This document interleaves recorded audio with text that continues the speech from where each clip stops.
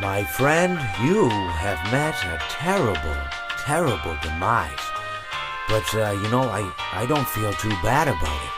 After all, if it weren't for me, it would have just been from someone else, you know? I guess what I'm trying to say is life goes on. For everyone else, life goes on, not for you. You're dead. That's neither here nor there. It reminds me of one summer day in the park. I was having just a delightful picnic with my good friend Orville. And I said to him, Orville, I have a story.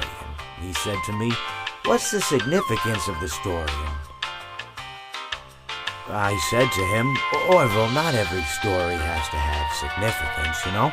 Sometimes a story is just a story. If you try to read into every little thing and find meaning in everything anyone says, you'll just drive yourself crazy. I had a friend do it once. Wasn't pretty. We talked about it for years. And not only that, but you'll likely end up believing something you shouldn't believe, thinking something you shouldn't think, or assuming something you shouldn't assume, you know? Sometimes, I said, a story is just a story. So just be quiet for 1 second of your life and eat your sandwich, okay?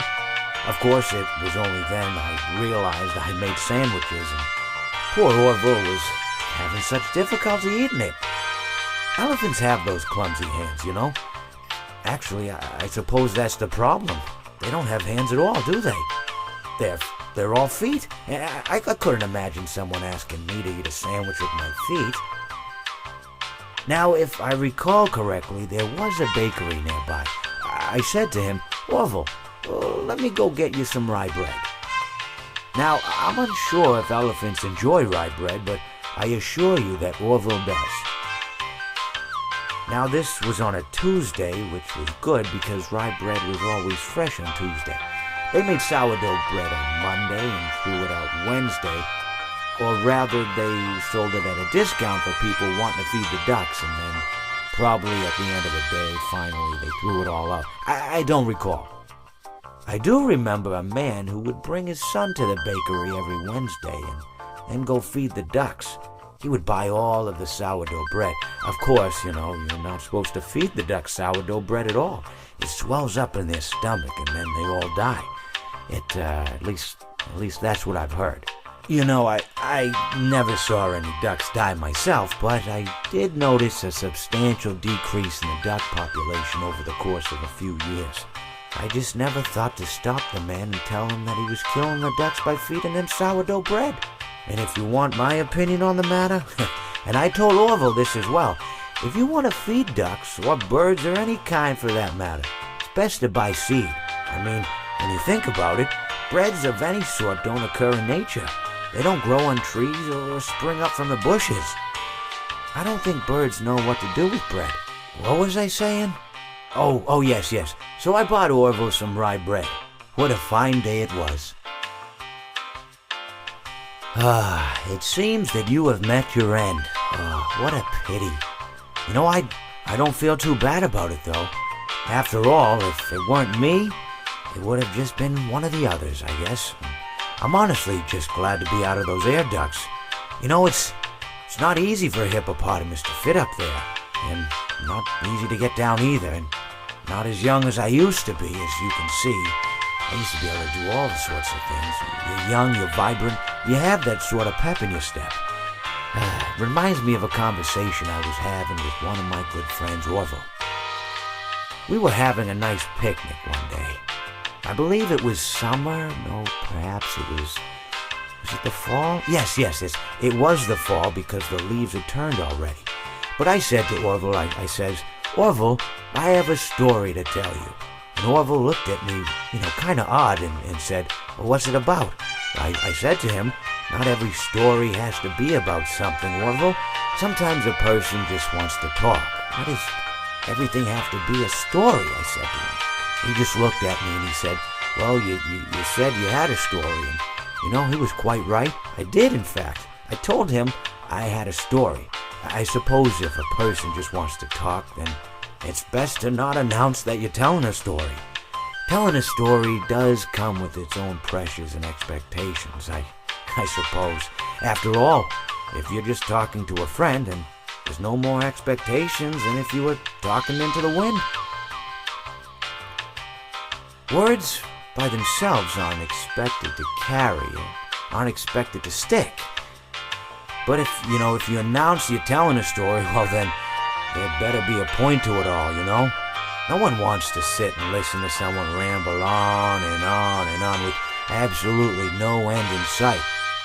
So, it's good to be mindful that when you tell someone that you're about to tell a story, that you have something to say. Telling someone that you're going to tell them a story is tantamount to asking them to stop what they're doing and pay attention. You're basically saying, hey buddy, stop everything, stop what you're thinking, I have a solution to everything. And well, I didn't really have any story to tell. In hindsight, I probably just misspoke when I said that I had a story. I think it would have just been better to tell Orville that I wanted to tell him something rather than tell him that I had a story. But even then, it might have put too much importance on the whole thing. Either way, it was quite a nice day. I remember that we were drinking tea. Well, it seems that your journey has ended. Very sorry about that. It was always going to end this way, of course. If it weren't by me, it would have just been by some other, terrible thing. Just, you could not imagine how terrible it would be. Just, I get scared thinking about it. Glad it's not me. It reminds me of a time I was speaking to my good friend Orville. We were sitting on a park bench watching the pigeons. I was on the left, he was on the... Oh wait, was I on the right? The left? Anyways, it doesn't matter. We were sitting on there watching the pigeons. And I said to Orville, "Friend, those birds are frozen." And he kind of looked at me like I'd lost my mind. But I reminded him that it was winter, and often birds will sit in a tree until they freeze. And then they sort of fall to the ground until the sun warms up and they can, move around again. So I said to Orville, "You might as well save those breadcrumbs until the birds thaw, because they can't very well enjoy them in the condition they're in." To which he asked what I meant, and asking what condition the crumbs should be in before he threw them to the birds, assuming that I meant the birds couldn't enjoy the breadcrumbs in the condition that the crumbs were in, when in fact I had meant the birds could not enjoy them in the condition that the birds were in, considering that the birds were frozen. So he took a moment and then threw his last handful onto the ground. I said to him, "Orville, why did you throw the breadcrumbs to the birds when I just told you they're frozen?" To which he responded, "The breadcrumbs are not frozen." Again, misunderstanding my words. I didn't mean to say that the breadcrumbs were frozen when I said I told you they're frozen.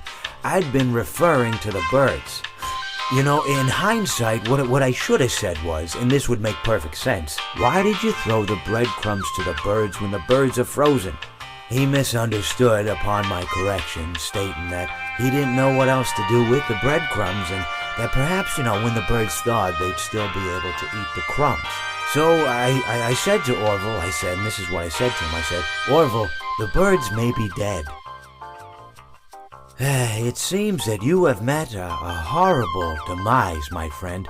But, these things happen in life. Life goes on. Not for you, obviously. You're dead. But it reminds me of a time I was having a conversation with my friend Orville. We were, where were we? I think we were by the river. We were sitting by the river and watching the fish leap over the falls. And I said to Orville, sometimes I feel like a fish leaping over and over again, always trying to get somewhere, though I don't know where, only to find myself in the jaws of a beast. He, of course, looked at me, surprised, "Have you been in the jaws of a beast, friend?" To which I said, "No, of course not, Orville." I said, No. I simply meant that life can seem like a relentless endeavor to overcome meaningless obstacles, only to meet an equally meaningless fate regardless of your efforts, regardless of the obstacles you've passed. And Orville, he stood and proceeded to drape me with a picnic cloth, to which I asked him, I said, "Friend, what are you doing?" He looked at me very concerned, really. I feel like you've gotten too much sun. Indeed, indeed I had. He proceeded to pour me a glass of just ice-cold lemonade. Ooh, you ever mix it with iced tea? You do like a little half lemonade, half... Ooh, it's so... You should try it some. Well, you can't because you're dead. But anyways, so you may be asking yourself, how did I go from sitting by the falls and drinking lemonade to being wedged in the air duct? Not only with Orville, but with an entire assortment of fruity-colored friends.